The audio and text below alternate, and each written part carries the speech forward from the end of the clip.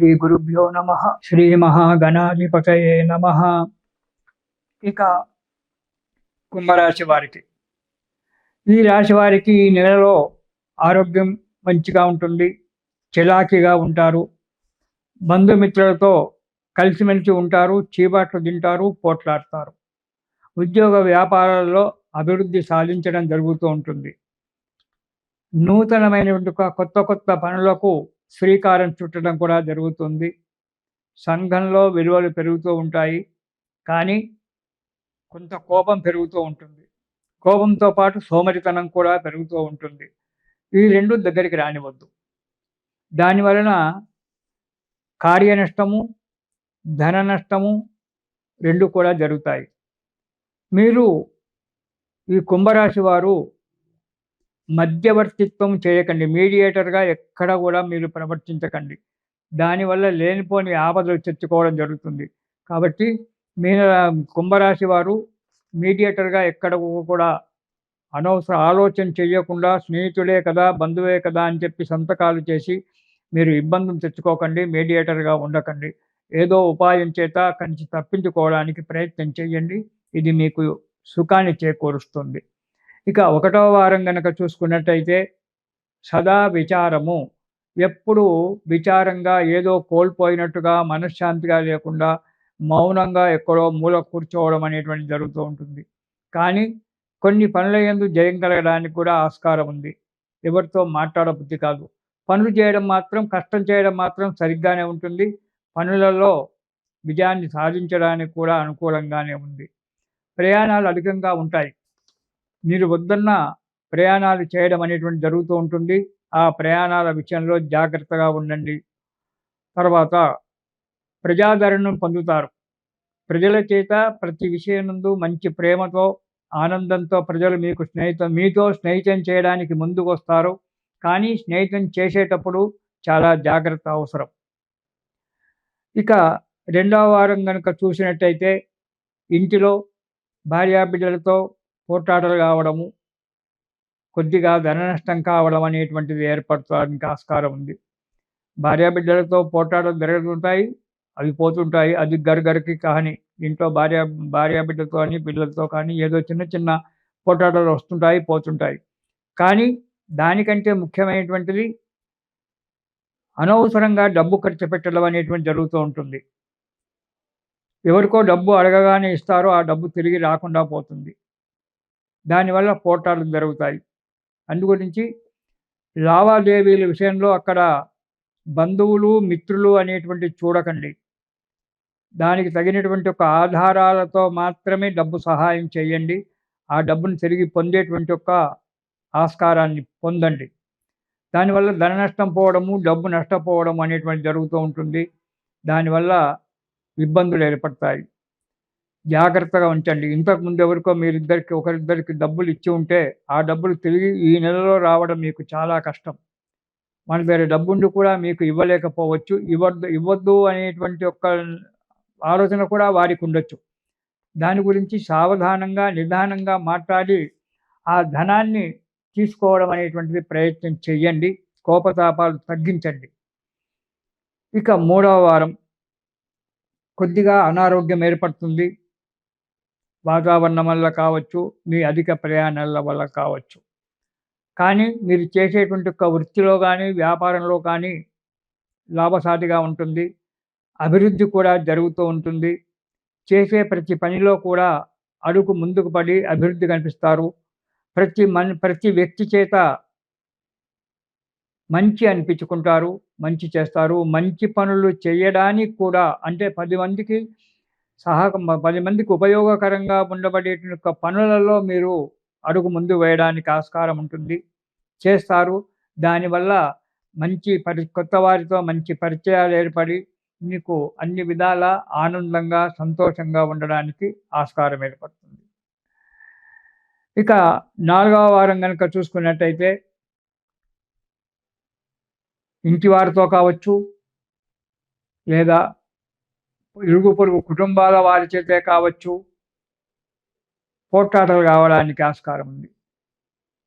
మాట్లాడేటప్పుడు తగు జాగ్రత్తగా ఉండండి. రాబడి బాగానే ఉంటుంది.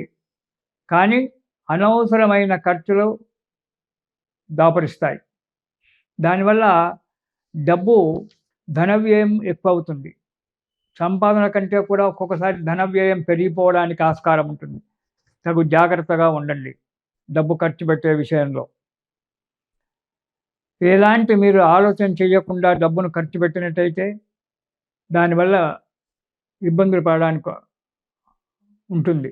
కాబట్టి ఆ ఇబ్బందులను నుంచి దూరం జరగడానికి ఆలోచించి డబ్బు ఖర్చు చేయండి. ఇబ్బందుల పాల్పడకండి. లావాదేవీల విషయంలో చాలా జాగ్రత్తగా ఉండండి. మాట్లాడే విషయంలో జాగ్రత్తగా ఉండండి. ఇలా ఉన్నట్టయితే మీకు అన్ని విధాలుగా ఉంటుంది. కొద్దిగా ఆరోగ్యం దెబ్బతింటుంది. దాని గురించి డాక్టర్ల వల్ల తగిన సలహాలు తీసుకొని మందులు వాడినట్టయితే, ఔషధాలు వాడినట్టయితే ఆరోగ్యం కూడా బాగుపడుతుంటుంది. మీరు ఈ నెలలో ప్రతిరోజు నియమపూర్వకంగా శని స్తోత్రము, శివ స్తోత్రము 2 పారాయణం చేయండి.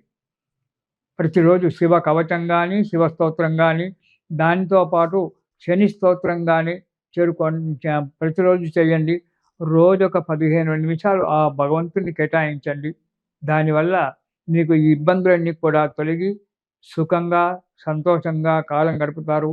చాలామంది అంటే మీతో పాటు నేను, నాతో పాటు మీరు పనులు కాలేదు, పనులు కావడం లేదు అనేటువంటి ఒక బాధలో ఉంటాం. ఉద్యోగస్తులు చాలామంది ఉన్నారు. మంచిగా చదువుకున్నటువంటి ఒక యువకులు చాలామంది ఉన్నారు. అన్ని రకాలుగా వాళ్ళు ఇంటర్వ్యూలో పాల్గొన్నప్పటికీ ఏదో రకంగా ఆటంకం ఏర్పడి ఉద్యోగం ఆగిపోవడం అనేటువంటి జరుగుతూ ఉంటుంది. దాంతో చాలా బాధకు గురవుతారు. నిజమే, ఒక వయసు వచ్చినప్పుడు ఉద్యోగం చేస్తూ ఉంటే తండ్రికి తోడుగా ఉండడము, కుటుంబానికి సహకారిగా ఉండడం అనేటువంటి జరుగుతూ ఉంటుంది. మరి అలాంటప్పుడు ఏం చెయ్యాలి? మంచిగా చదువుకుంటారు, ఇంటర్వ్యూ కూడా అన్నీ కరెక్ట్‌గా చేస్తారు. ఏదో చిన్న విషయంలో మనను ఆ వ్యక్తి రిజెక్ట్ చేస్తాడు.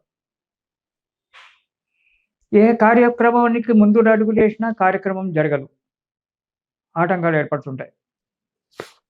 మరి ఇలాంటప్పుడు ఎట్లా? దానికి ఏం చేస్తే బాగా ఉంటుంది అనేటువంటి ఒక ఆలోచన వస్తుంది. 10 మంది జాతకవేత్తల దగ్గరికి వెళ్తుంటారు.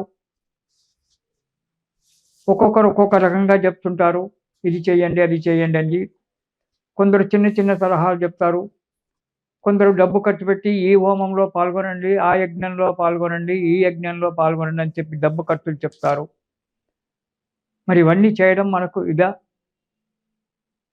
చెయ్యాలి. దైవ కార్యక్రమాలు చెయ్యాలి. కానీ అతిగా పోకుండా మనం సాధ్యమైనంత వరకు ప్రయత్నం చేసి చిన్న చిన్న కార్యక్రమాలలో, చిన్న చిన్న ఉపాయాలలో మనం కార్యక్రమాన్ని నెరవేర్చుకోవడం చాలా మంచిది. లలితా త్రిపుర సుందరిదేవి అందరికీ తెలుసు. ఆమె మహా త్రిపుర సుందరి. ఆమె దగ్గర రాజమాతంగిని దేవి ఉంది. ఆమెనే రాజశ్యామలనే రాజమాతంగిని. ఆ రాజమాతంగిని దేవి ఉంది.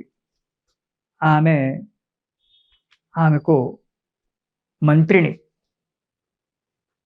మంచి సలహాలు ఇచ్చేటువంటి ఒక రాజమాతంగిని దేవి. ఆమెనే రాజశ్యామల అని కూడా అంటాం. ఈ రాజమాతంగిని దేవిని గనక మనం ప్రతిరోజు ఆమెను కీర్తించినట్టయితే, లేదా ఆమె యొక్క నామాన్ని స్మరణ చేసినట్టయితే ఎంతో ఫలితం కలుగుతుంది.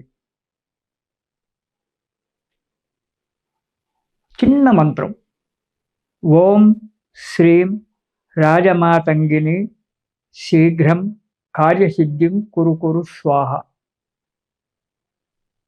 ఓం శ్రీం రాజమాతంగిని శీఘ్రం కార్యసిద్ధిం కురు స్వాహ. ఈ మంత్రాన్ని గనక ప్రతిరోజు 108 సార్లు, అంటే ఒక మాల, జపమాలలో ఒక మాల 108 సార్లు జపం చేసినట్టయితే ఉద్యోగం రాని వారికి ఉద్యోగం రావడము, అనుకున్న చోటికి బదిలీ కావడము, చేసే కార్యక్రమంలో చక్కగా నెరవేరడము జరుగుతూ ఉంటుంది. సుఖంగా, సంతోషంగా ఉంటారు. తిరిగి మనము వచ్చే నెలలో, అంటే 2026 జనవరి నెలలో మనం కలుసుకుందాము. అంతవరకు శుభం.